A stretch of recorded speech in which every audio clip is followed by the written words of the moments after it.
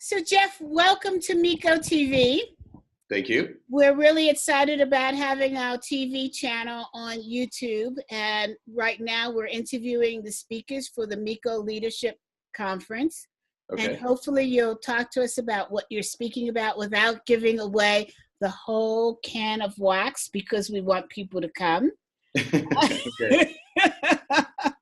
But I'd love to know a little bit about you and why you decided to speak at this prestigious conference, and just a little bit about what you're speaking about to entice people, and tell us what you do. And I'm so excited. First, why don't we start with your name, your company, and what you're doing now? Sure. So there's always lots of things I think all of us are doing these days. So it's Jeff Smith. My main role is the Chief Operating Officer at Mobify. Mobify is a company focused on retail and e-commerce providers, and we help them with their mobile front end customer experience. The other things that I do, I'm also an active executive coach. So I coach people inside our business. I coach people outside our business. The majority of the coaching I do is inside, and right now I'm coaching between 25 and 30% of our company in a given point in time. Wow. It's been really an amazing experience. I think it's been helpful for people here. And I know for me, it's drawn me deeper to the people I work with than I've certainly ever experienced before. It's been great to have the executive coaching background to actually do that. So I'm drawn to Miko. Wait, I have an important question. Yes. How do you get people to trust you as a coach when you're actually the COO? Well, I guess that must be one of my superpowers. I think the big thing, it's really important. Confidentiality is super important, and I start every coaching session with that, even the ones where I've been coaching people multiple times. So I think it's a combination of them having that trust initially, and then me using that, effectively and respectfully. So I think that's the biggest thing, is creating that space for them as a coach, but then also, going through my day job. And there's different types of confidentiality. So part of it is just the trust that they would have. And the other things are actually when you're the COO, but you actually know some things through coaching, but you can't use them as a COO. That's often tricky as well. So that's a little bit of what I will talk about. I mean, I have more than enough content, I think. I won't give it all away right now. But that's some of those situations. That's exactly some of the things I'll be talking about at the Miko conference. Mm-hmm. Okay, so tell us more.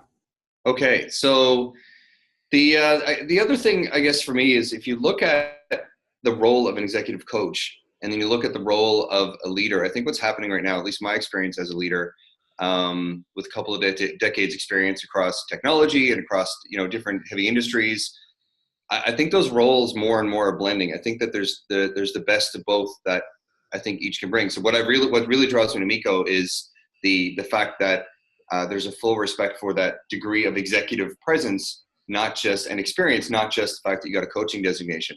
And I think the flip side is true as well. I think that a lot of leaders can use a lot of the benefits of a good coaching conversation every day. So things like presence, asking more questions, not making assumptions, some of those basic things we have to do as coaches.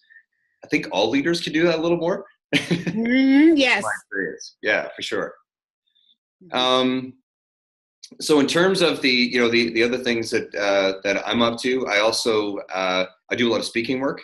One of the things I talk about is the fact that throughout my career, and I think for a lot of leaders, I like to see supporting lines rather than reporting lines, and I think that's a really sort of core element of my leadership, and it's something that I've been speaking a bit about lately as well. And what I mean by that is that your role as a leader is really to support the team. To try to find ways to get people to work together more effectively. And so those are versions of supporting lines. So really, instead of the reporting line org structure that people normally see, the supporting line to me is really a lot more functional and arguably a lot more the way that companies get their work done than the silos that are in the traditional org chart that we often experience and see. Would you say that your organization is typical of the new organizations that we're seeing now that use a lot of disruptive behavior?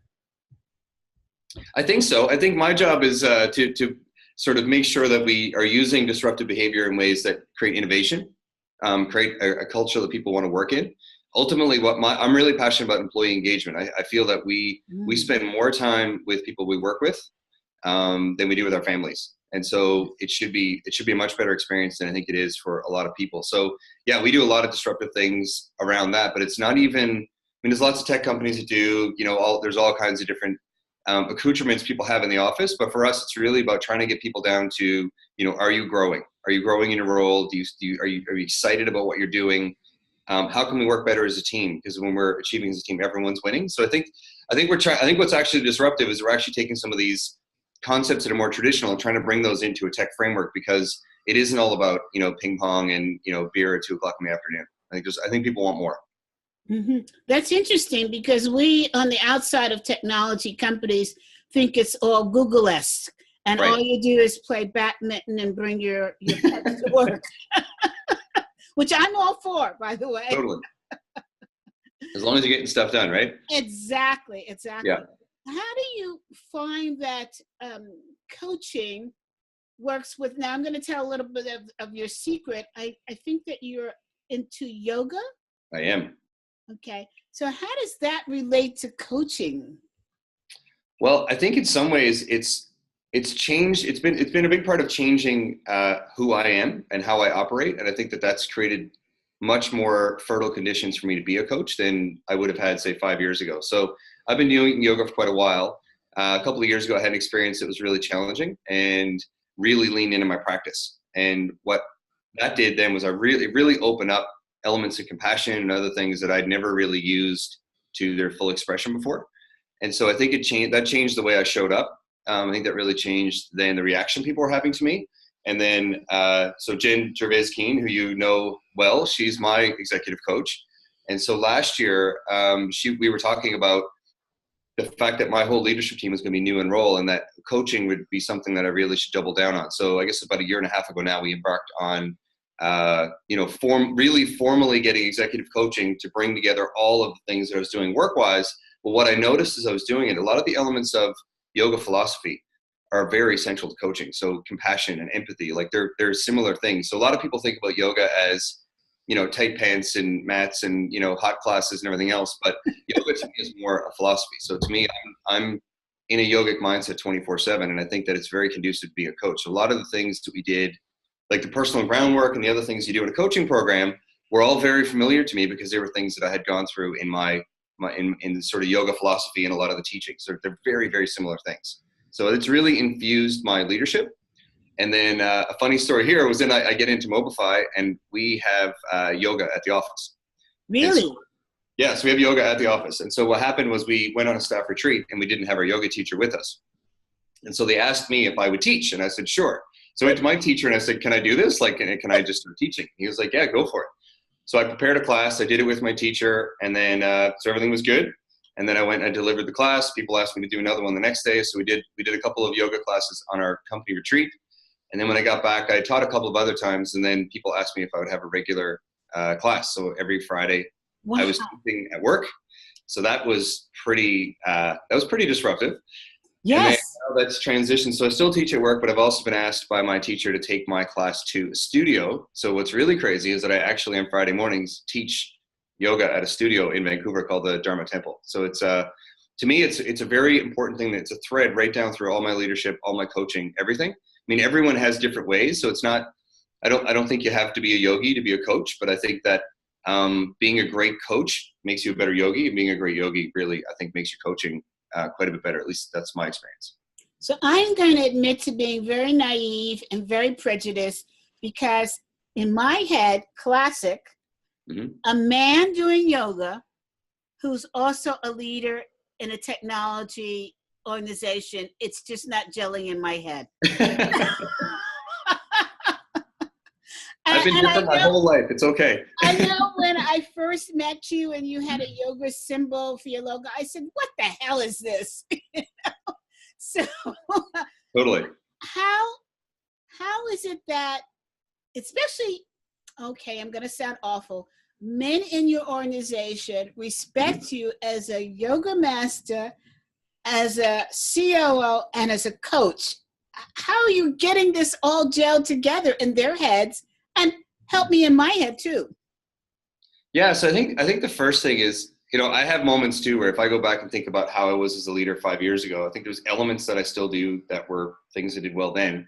And there were other elements that are probably more traditional, like alpha male working in companies and trying to move stuff forward and having, ambition. And while you were trying to focus on the team, you always had something you're working on. I think what the yoga did for me was it helped me really embody these principles. So it's not just a practice that I do, it's part of my ethos, as is coaching, as is being a COO. So I think the big thing is that it's the integration of all those things into you as a person, into how you show up.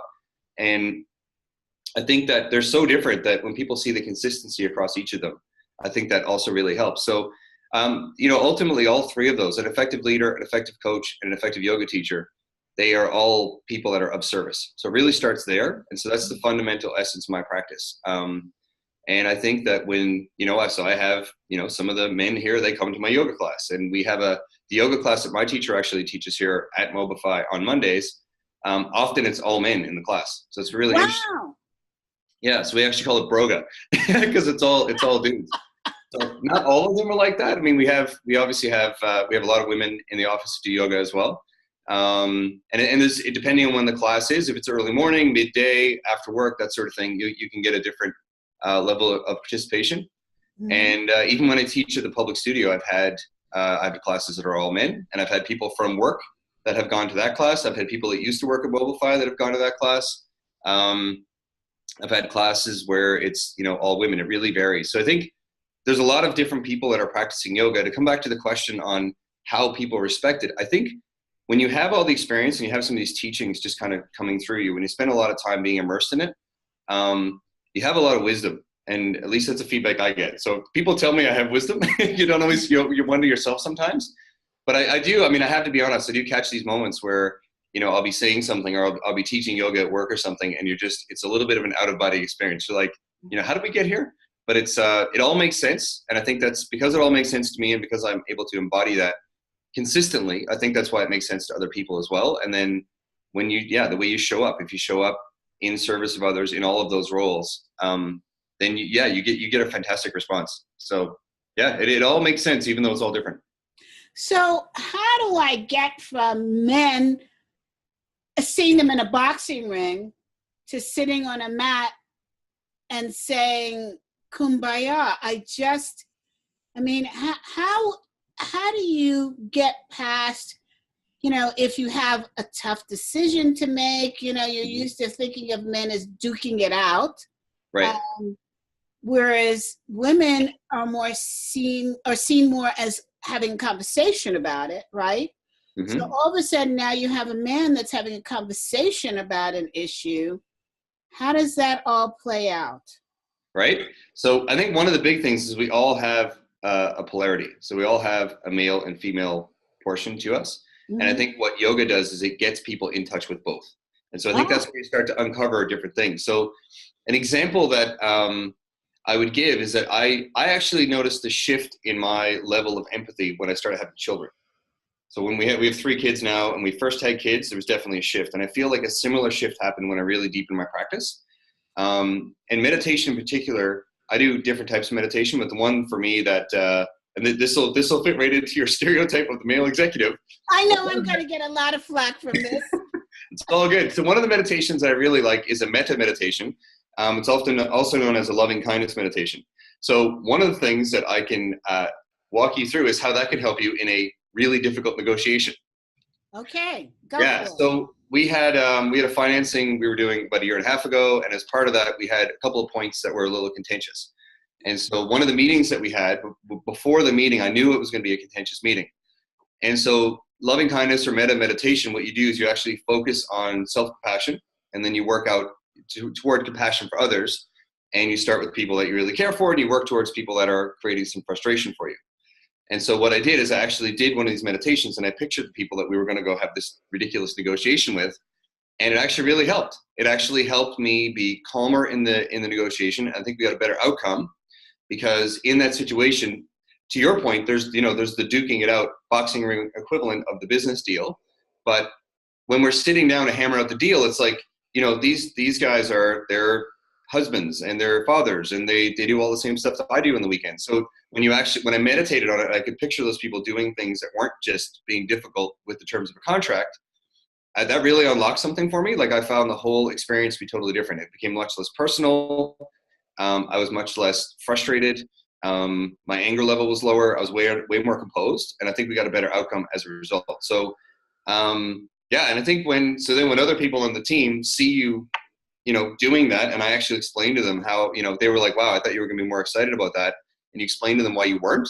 It kind of blows their mind. And then their next question is, okay, so what was the meditation called again that you did? So you're like a Jedi master. I don't know. Sure. Your words, not mine. I think a true Jedi master would never say that they were. I think there's always less to learn. But well, I'm picturing in the middle of a heated finance argument, Yoda. Yeah, it's super helpful. Like it's and that's really transformational for me because 5 years ago I would never have had that gear. That's a new skill, and it's really profound. Because you're connecting with people on a human level. I think that's a similar thread that's through all of these things. Is you're connecting with people not based on their job or whatever meeting you're going to have. You're connecting with people. So the opposing side, I hate to even say opposing now because it sounds like friends. Were they caught off guard? Did they ask you what was happening?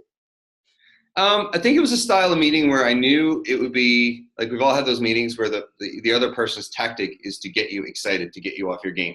Yes. So they kept trying and it didn't work. And I think they thought from a previous meeting that I might get more agitated than I did. Mm-hmm. I just really wanted to make sure I stayed composed and we stayed focused on what we were talking about and got to the right outcome. And I didn't want to get drawn into what I believe they were trying to do. I don't know what they were trying to do, but that's what it felt like. The drama. Right. So I was able to kind of stay above that. And I think it actually helped them as well. I think it actually helped them also stay calmer too. So that's why, it's cooler heads prevail, right? So I think that my meditation actually helped all of us stay a bit more chill and get the deal done. Would you recommend this for coaches? Because I tell you, these days we are dealing with some very challenging coaching assignments. Yes. I would. And I think that it's, contemplative practice, there's so many types. Some people, they find when they run, they get the same sort of thing. Because when they're running, they're just focused on running. For me, it's meditation. It's yoga. So really it's being in tune with your physiology. So for me, I carry tension in very specific places. And I find that coaching gives me a lot of energy. But sometimes if it's a really difficult, challenging session, or if it's a session where I feel like I could have done more and I just didn't quite get it, those sorts of things, like I can walk away with a bit of energy. So it's either I've taken a bit of the person's energy, or it's something where I just wish I had maybe done something a little different, and I could have taken it down a different path, or maybe if I asked that question. So sometimes maybe some second guessing. I find that I'll carry that. So this is really good for me to kind of work that through, and then I find that my coaching is way better if I'm doing my practice regularly. So I try to do daily practice. And I find that really, like I start my day with the practice and then I go into my day in a service mindset. And I think that in all three of those roles, that really helps me. And you're just more receptive. So I think for me, in all those roles as well, being receptive to people and how they're feeling is super important. And so, yeah, I'd recommend it to coaches and leaders. I think there's a lot of studies being shown now around what meditation can do, for example. And whatever you do to get into that meditative state, whatever type of meditation you practice, there are benefits, but there are also very specific benefits. So metta meditation, while that would be good for cultivating compassion, there's other things in mindfulness or what's called vipassana, where you're just paying attention. That actually is just good. It really helps with your listening skills and just really being aware of cues. And so, yeah, I think if I was to talk to a coach about this, I've had the conversation with leaders. I think there's a lot of elements of contemplative practice that are very beneficial for coaching traits and techniques and things that you do. And I think that the two, they just go hand in hand to me. Like a really effective coach is probably a yogi, even if they don't practice it, they're already in that yogic mindset. Well, I think there's two areas that I'm thinking of specifically. One is an area that we all deal with and prefer not to, and that's the issue of transference.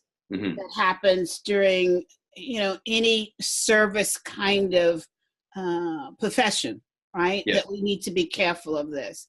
And so I wonder if yoga could help with that particular area. And the other area I'm thinking about is something that's coming here from abroad, which is coaching supervision. Right.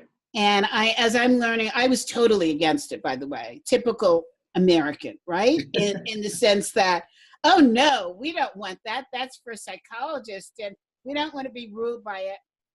But I'm starting to understand that coaching supervision is really what we accept as peer-to-peer coaching. Right. And not everybody is fortunate to be a member of the Association of Corporate Executive Coaches because, number one, it's very difficult to get in.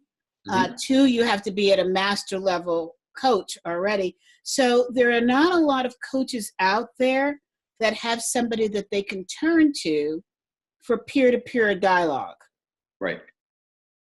So how do you see, and the other thing that I'm learning is coaching supervision. The word supervision is really sort of a misnomer because I have always thought of it in terms of a blue collar position where somebody is watching over your shoulders and directing you. Right. So, as I'm finding out more Exactly. about it, it's not that. It's really about having a peer that can say to you, take a look at how you're coaching, what's coming up for you, and what's coming up for the coachee. That's right. Yeah. So I think, those are two areas where I think yoga definitely would help with the transference. Like I use it for that. So I find two things challenging that yoga helps with. So the first one is just that if someone's going through something super difficult and you have the conversation and there's a lot of emotion, it's just, as a caring human being, it's really hard to not have a connection with that, right? It resonates with us. Yes. The key is to figure out how to not get to the point where then you start to pick it up, right? So it's more, how do you help them get through it first? So the challenge there is, how do you work that energy through? And so I think for me, the yoga definitely helps with that. And also I've meditated to reflect on the fact that while I care about this person, I really want them to kind of get through the situation. It's their journey. They need to get through it. Yes. And I can't fix the entire world one coaching session at a time, but I can let one person explore something new. And sometimes it's even like, you have one of those questions where you really, you can create the emotion. You didn't do it intentionally, but you've asked a question that really gets at the heart of the matter, and then there's a release of emotion. So those are difficult as well. Yeah, trigger. So that is something that I think helps. And the other thing that I find is that the concept of being of service to someone also helps me with the way I follow up with people and the way I pursue things in coaching. It's like staying out of the trivia of someone's life and really just coaching the situation in front of me. Well, that's important. I love that. Yeah, that's another one where it's the composure and just remembering what you're there for. So I'll often meditate in advance of a day. I'll meditate and I'll bring to mind the people that I'm going to be coaching that day, and especially then, like, you go into that then in service of them, and you understand that sometimes being of service to somebody means that you have to kind of let them work it through and not pick up the load for them. Like they have to get through it. I find your definition of being in service interesting. Okay, how so? Well, I mean, I guess a lot of people use the term in service to without having a clear understanding of what it means. Right. So just to have your definition of sort of saying, I have to understand it's their journey. Mm-hmm. And my goal is to help them see various paths through their journey. That's it. Yeah, totally. And holding them capable of being able to walk it, right? Right. And you're always there for them. I think the biggest thing as a coach is that if they know that you're there, it gives them courage to go forward, but it doesn't mean you have to be there next to them at every step. I think that's right. That's the big thing. Because what's most in service is that, at some point they have gotten through this and they've built some resilience that the next time they get the situation, they're able to take it on differently. Mm-hmm. In terms of the second part, mentor coaching. So the program I did at Royal Roads is amazing. We had a lot of mentor coaching, and I think that's a better term probably for supervision. Because I'm with you. Like when I hear supervision, I picture a boss, and I have a blog post that I've called "I Hope I'm Not Your Boss" for the reason that I don't associate great traits with what a boss is. I'm okay with being your leader, but please, if you tell me that I'm your boss, like my team here knows, they actually joke with me, and they call me their boss, like it actually bothers me. So for similar reasons, I think They that you're send you envisioning. to meditation, right? Totally. Yeah. If they want to send me off to the meditation room, they just start calling me their boss, and I got to go meditate. I'll be back in a minute. Yeah. So the mentor coaching was great. And I think it comes, one of the best terms I got exposed to over the years, and I've come across it seemingly at times where I really need it, is Marshall Goldsmith's concept of feed forward. To me, that's really, really powerful. So feedback is supervision and boss behavior. It's like, I'm going to pin you down for the thing that you did, and we're going to talk about it. Feed forward is mentor coaching. Feed forward is, I hold you capable of being a great coach, but as your mentor coach, I'm going to sit down and listen to your conversation, and I'm going to ask some coaching questions. I'm going to provoke some thought. Like, there's probably a couple of different ways you could have gone with that particular thing. Why'd you choose that one? What were the factors that led you to go down that avenue? And other times when I had mentor coaching, I got really good supportive feed forward on just the way I showed up in service of clients. And that really, I had my mentor coaches tell me, like, or very early on, like, that's your signature presence. Like, you need to really build that out. Like, build on that. That's great foundation.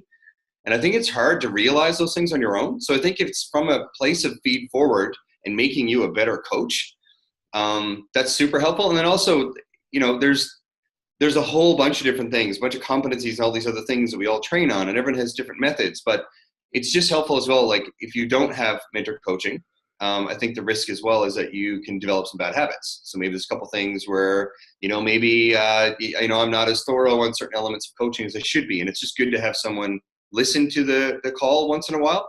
And so I try to do it once a quarter, and I have someone listen to one of my conversations, and then they'll give me some feed forward on, okay, this worked really well.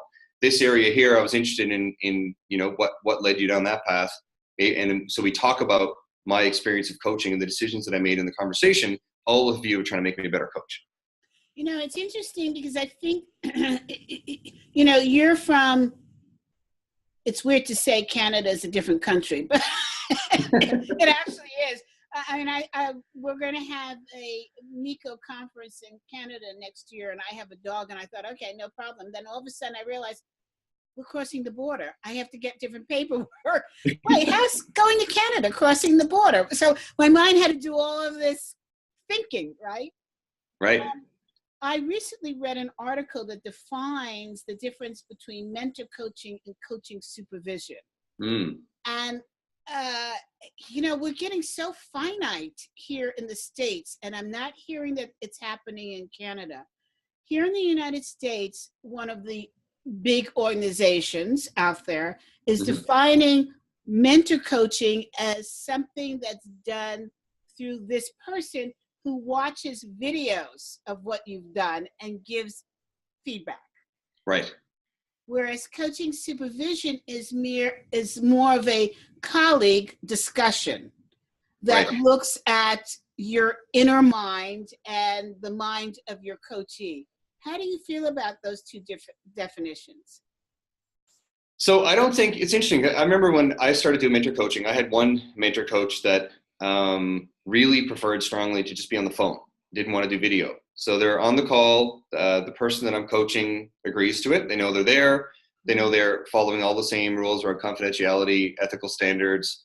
Everybody that I did that with was they were like I didn't have any coachees that said, no, I don't want to do that.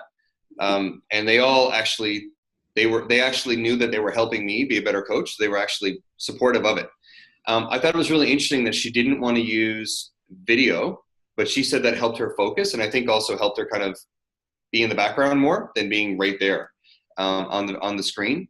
It worked really well. So I think for me, the most effective mentor coaching would actually be to have someone in the conversation, because I think that does a couple of things. One is if it's video recorded and they look at it after, that could still work, I think, but I'd rather have the person there because I feel that.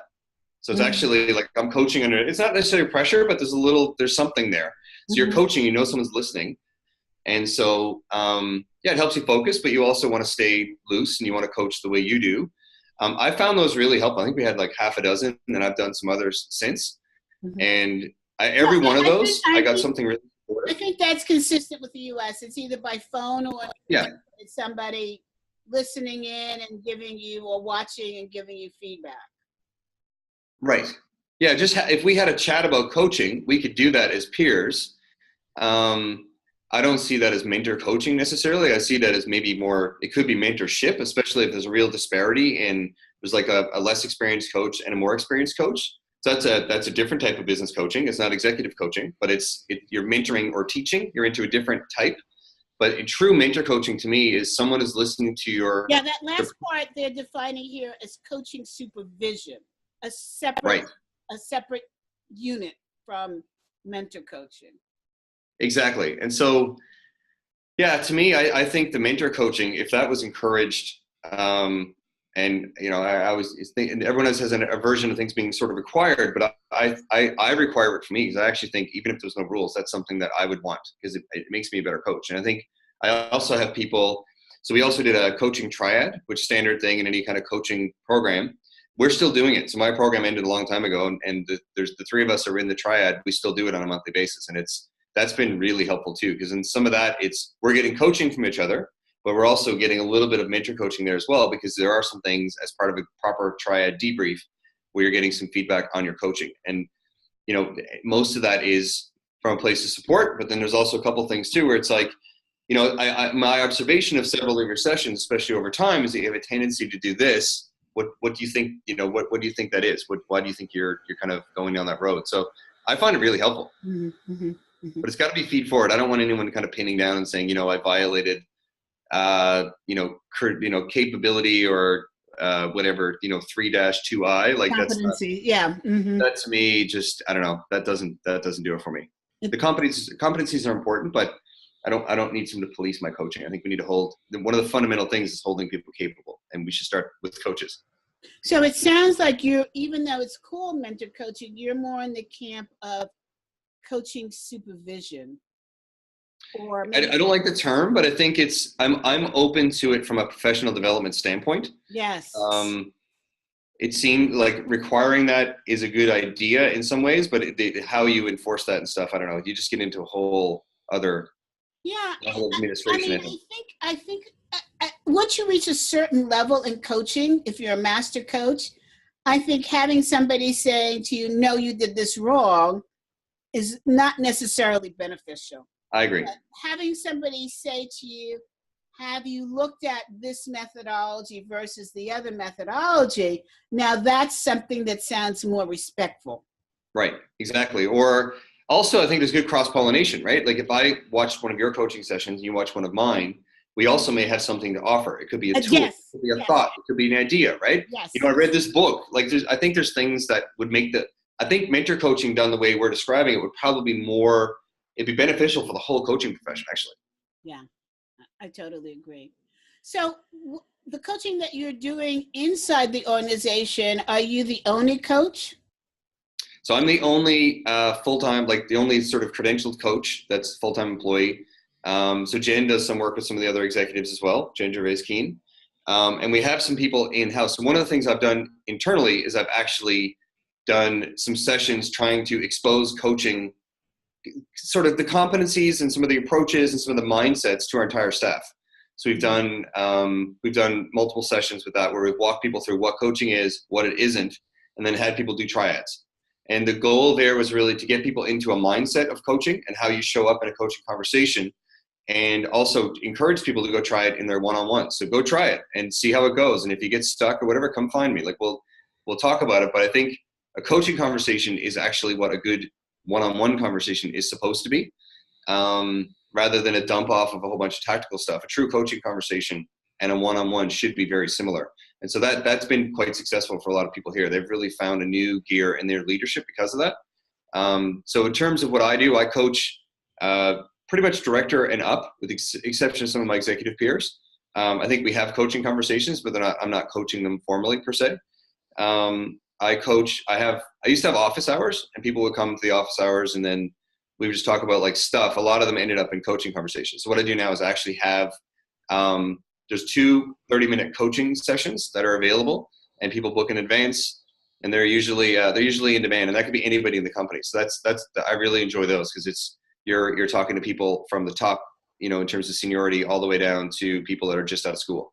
So I find those sessions they're really powerful. Mm-hmm. I know that this conversation took us down a path that you weren't expecting. All good. I do have one final question that Sure. I think is a challenge for all organizations that use external coaches as Mhm. well as internal coaches. How do you keep the coaches so that they're sort of on the same professional level? In other words, you might have one coach that believes in one methodology, another coach that uses another methodology, using different assessment tools. How do you keep them aware of what's going on, understand the benefits of their tools, understand the value that each coach is bringing? And how do you keep the coaches informed in terms of what the company needs, especially if it's a difference between an internal and an external coach? Because the internal coach is going to have access to more internal politics data than somebody on the outside. And I know I just threw a whole bunch of questions at you, but go for it. No, there's a lot in there, but that's okay. I'm good. I'm good with it. So I think there's two big things that stand out for me. One is the internal versus external and how you balance that. Definitely a dance, and I think you have to let things ebb and flow. So I think sometimes certain executives are more open to coaching, and sometimes I've had experiences where people think like, okay, I've done a bunch of sessions now, I think I'm done. Said, okay, so you have to kind of give them space, but then gently go back and encourage them as an inside coach. Even if it's not me, I do think actually this is beneficial. And coaching doesn't have to be like something you do when the wheels fall off the bus. Like it's something you can do. Like I do coaching every month. It's set with Jen, and we do it month in, month out, like all the time. And if I need an extra session, it's like, hey, Jen, can we talk? Because I do have something that kind of came up today.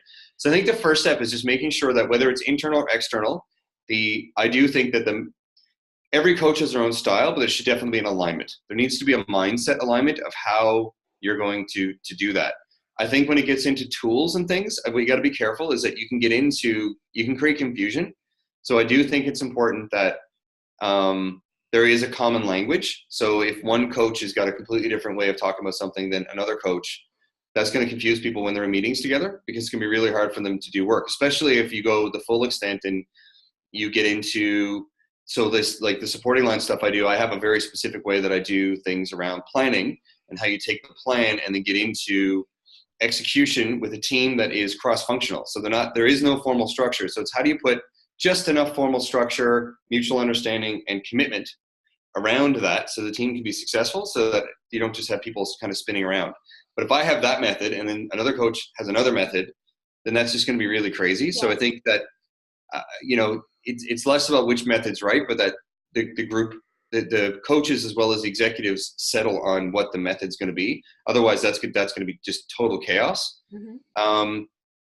And then I think it's just give people some freedom. So while you want to have common methods, I think it's okay that coaches are different. I mean, I think what I would try to do, so I go back to some pro bono work I did with a group of coaches, and we try to align the coaches with the people on the sort of client side in a way where there's going to be really good personality fits, really good style matches as well, energy matches. So if someone's really intense and someone's really calm and quiet, depending on what the coaching conversation is, that could work, but it might not as well. So it's good to be mindful of those pairings.